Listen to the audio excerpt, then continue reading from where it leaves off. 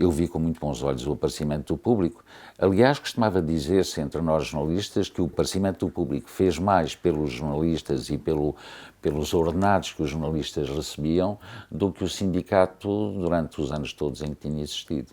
O provedor do leitor, há muitas definições, a maioria delas remete para que o provedor é uma ponte entre os leitores e o jornal e a redação, mas eu diria que mais importante do que a figura do provedor é talvez a coluna do provedor, porque a coluna do provedor, tal como eu a entendo, é um espaço de diálogo, é o único espaço que existe no jornal, onde a redação e a direção, por um lado, e os leitores, pelo outro, podem dialogar, onde eles se encontram e partilham experiências. O provedor depois diz de sua justiça, mas enfim, diz de sua justiça, não porque tal lhe passa pela cabeça, mas à luz do código deontológico do jornalismo, dos princípios editoriais do jornal e do livro de estilo, como é óbvio. E a experiência já agora também conta um bocadinho. Portanto, o provedor tem uma série de obrigações e de direitos. No plano dos direitos, ele diz aquilo que quer à luz da sua experiência pessoal, mas sobretudo à luz dos textos que regem o jornalismo.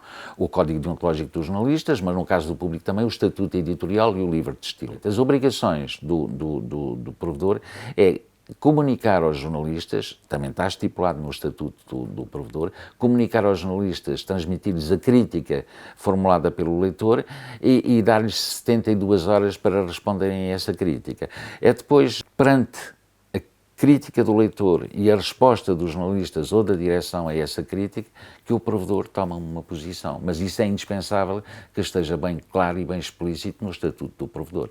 Os leitores gostam, sem dúvida nenhuma, de poder participar nesse tal espaço de diálogo de que eu falo, não é?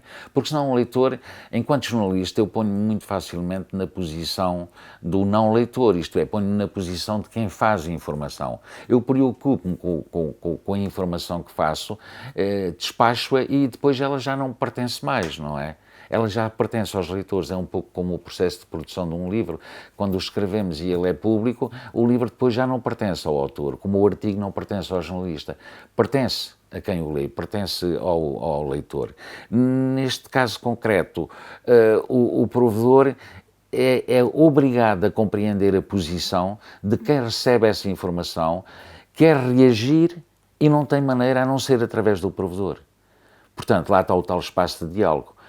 O jornalista não pode ficar fechado numa torre de marfim porque ele sabe que o leitor pode chegar lá. O leitor pode atingir a torre de marfim e questionar o jornalista a propósito daquilo que ele fez de bem ou de mal na opinião do leitor. E eu isso acho que é muito positivo, não só para os leitores, como também muito positivo para os jornalistas. Essa cultura da transparência é flagrante, não é?